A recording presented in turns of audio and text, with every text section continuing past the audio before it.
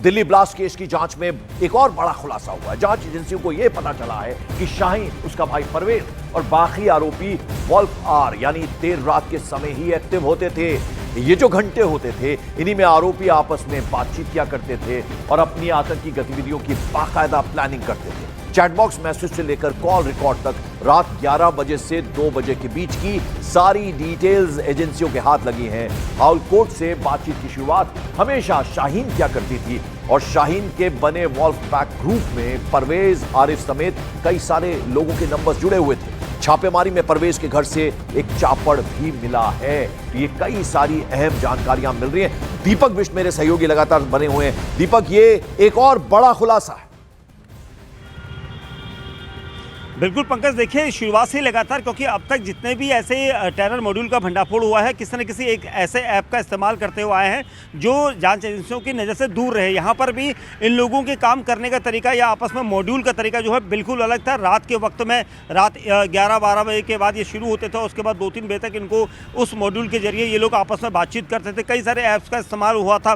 सूत्र ये बता रहे हैं कि कई सारे ऐसे चैट में कोड वर्ड का इस्तेमाल किया जाता था ताकि किसी को भी पता ना लग सके कि क्या ये जानकारी इकट्ठा की जा रही है, किस तरह की जानकारियां साझा की जा रही है, किस किस लोगों को ये, क्योंकि पिछले 1 साल से 8 महीने से 1 साल का जो समय था, इस दौरान इन लोगों ने काफ़ी चैट इस तरह के किए हैं और इन सारी जानकारियों को यहाँ पर इकट्ठा किया गया, क्योंकि कई सूत्र ऐसे बता रहे हैं कि शाहीन के पास से मिले हुए कुछ ऐसे गैजेट्स जिनके जरिए ये सारी चीज़ें सामने आई है। उसके अलावा डॉक्टर परवेज, जो उसका सगा भाई था लखनऊ में पोस्टेड, उसके जरिए ये कई सारे जानकारी आई है, क्योंकि दिन भर ये लोग अस्पताल में या फिर एकेडमी में या फिर कहा जाए तो जो अल्फला यहाँ पर यूनिवर्सिटी है उसमें ये लोग रहते थे एक्टिव। लेकिन फारूक और परवेज़ और डॉक्टर मुजम्मिल, डॉक्टर आदिल और डॉक्टर शाहीन ये सब एक ऐसे नेक्सस के जरिए रात को बात किया करते थे ताकि किसी को पता ना लग सके। और ये मॉड्यूल काफ़ी समय से ऑपरेट हो रहा था और प्लानिंग कर रहा था हर चीज़ की कि क्या क्या चीज़ें पूरी हो चुकी हैं, किस तरह की फंडिंग होनी है, कहाँ से पैसा आएगा।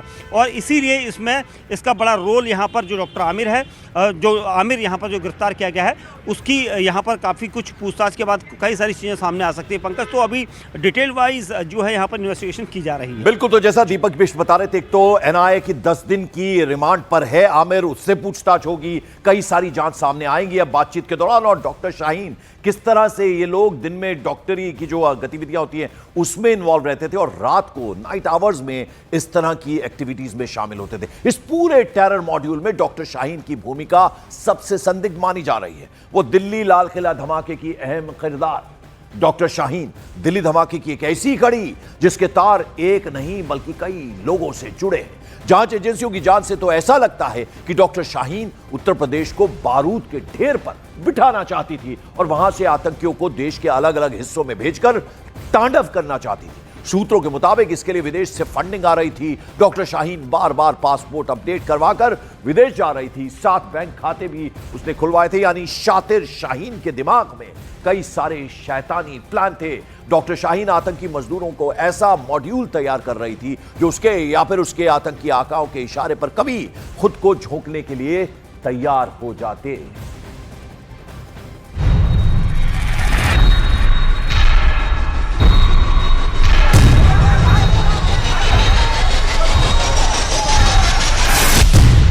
शातिर शाहीन के 7 बैंक अकाउंट, पाकिस्तान का 3 बार दौरा, पासपोर्ट में किया फर्जीवाड़ा, दिल्ली धमाके की साजिश रचने की आरोपी डॉक्टर शाहीन के शैतानी दिमाग ने एक नहीं बल्कि कई साजिशें रची। इतनी खिचड़ी पकाई कि दिमाग छन्ना उठे। जांच एजेंसियों की जांच जैसे जैसे आगे बढ़ी वैसे वैसे पता चला कि आतंकियों के बीच मैडम सर्जन के नाम से मशहूर डॉक्टर शाहीन कितनी शातिर थी। उसके खुराफाती दिमाग ने कई षड्यंत्र रचे थे। वो कम बोलती थी लेकिन इतना ज्यादा सोचती थी कि बड़े बड़े आतंकी फेल हो जाएं। दिल्ली धमाके की जांच के दौरान ये बात पक्की होती चली गई। सूत्रों के मुताबिक पता चला कि डॉक्टर शाहीन के पास 1-2 नहीं 7 बैंक अकाउंट थे। इनमें 3 कानपुर में और 2 लखनऊ में थे। सूत्रों ने बताया कि इन बैंक खातों से करीब 1.5 करोड़ रुपए का लेन देन हुआ। ऐसे में जांच एजेंसियों के रडार पर शाहीन से जुड़े वो लोग हैं जिनसे पैसों का लेन देन हुआ है। यूपी एटीएस ने ऐसे 24 से ज्यादा लोगों से पूछताछ की है और कुछ लोग तो अभी भी हिरासत में हैं। सूत्रों के मुताबिक जांच एजेंसियों को शाहीन के हवाला कनेक्शन के बारे में भी पता चला है, क्योंकि हवाला के जरिए जैश ए मोहम्मद ने शाहीन को करीब 20 लाख रुपए भेजे थे, जिसका इस्तेमाल यूपी के हापुड़ और सहारनपुर जैसे शहरों में आतंकी सेंटर और सेफ हाउस खोलने में होना था। लेकिन शाहीन के पकड़े जाने के बाद जैसे मोहम्मद के मंसूबों पर पानी फिर गया और यूपी में मैडम सर्जन और जैश के आकाओं की खतरनाक प्लानिंग फेल हो गई। जबकि पूरा प्लान तो यूपी के कई जिलों में बारूद का ऐसा ढेर खड़ा करने का था जिसमें चिंगारी लगते ही धमाका हो जाता, क्योंकि सूत्रों के मुताबिक मार्च 2022 में डॉक्टर शाहीन तुर्की गई थी। वहां उसने अपने आतंकी आकाओं से मुलाकात की थी। इसके अलावा वो 3 बार पाकिस्तान और थाईलैंड भी गई। इसके लिए डॉक्टर शाहीन लगातार अपना पासपोर्ट अपडेट करवा रही थी। पहले उसने कानपुर का पता लिखवाया था, फिर लखनऊ का पता दर्ज करवाया और आखिर में फरीदाबाद का पता लिखवाया। इसके अलावा उसने अपने अभिभावक का नाम भी बार बार बदला। पहले पिता का नाम लिखा, फिर पति का नाम लिखा और फिर अपने भाई का। यानी शाहीन ने ऐसी भूल भुलैया बनाने की कोशिश की थी कि जांच एजेंसियां गोल गोल घूमती रह जाएं। लेकिन कहते हैं कि अपराधी कोई ना कोई सुराग तो छोड़ ही देता है। शाहीन ने भी वही किया। सूत्रों के मुताबिक डॉक्टर शाहीन के पासपोर्ट पर जो आखिरी एड्रेस अपडेट हुआ है वो उसके भाई डॉक्टर परवेज के लखनऊ की इंटीग्रल यूनिवर्सिटी का पता है। इसलिए लखनऊ की इंटीग्रल यूनिवर्सिटी भी जांच के घेरे में आ गई। यानी डॉक्टर शाहीन की लाख कोशिशों के बावजूद उसका कच्चा चिट्ठा खुल गया और जैसे जैसे सच सामने आया उसे जानने वालों ने दांतों तले उंगलियां दबा ली, क्योंकि सूत्रों के मुताबिक शाहीन के बर्ताव से कभी अंदाजा नहीं लगा कि वो इतनी शैतानी सोच वाली होगी, क्योंकि डॉक्टर शाहीन ज्यादा नहीं बोलती थी। कानपुर में नौकरी के दौरान तो उसने छुट्टी ही नहीं ली थी और लगातार काम किया था। लेकिन किसे पता था कि शाहीन की असलियत कुछ और है।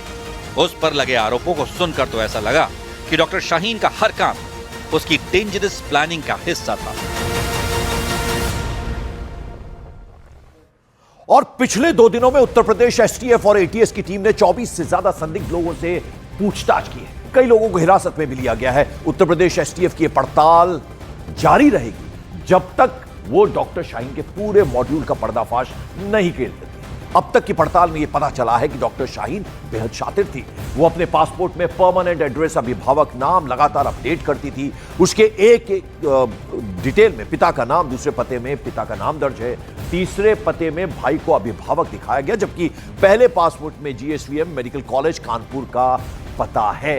बाद में लखनऊ और तीसरे में फरीदाबाद का पता दर्ज है।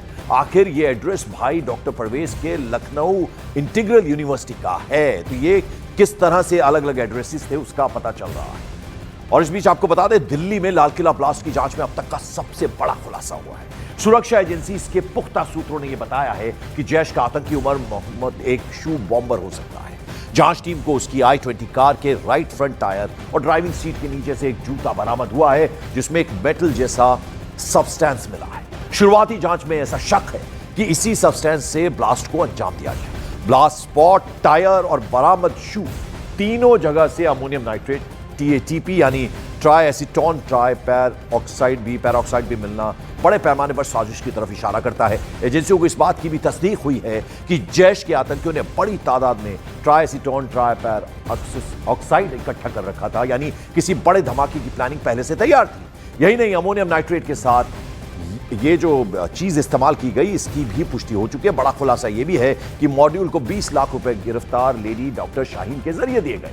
कार की पीछे की सीट के नीचे भी विस्फोटक के निशान मिले हैं, जिससे कि ये थ्योरी और मजबूत हो रही है कि उमर मोहम्मद ने ठीक उसी पैटर्न पर ब्लास्ट किया जैसा 2001 में अमेरिका की फ्लाइट में शू बॉम्बर रिचर्ड रीड ने करने की कोशिश की थी। तो ये आप समझिए कि किस तरह से ये तमाम चीजें जो हैं ये पता चली है इस जांच के दौरान।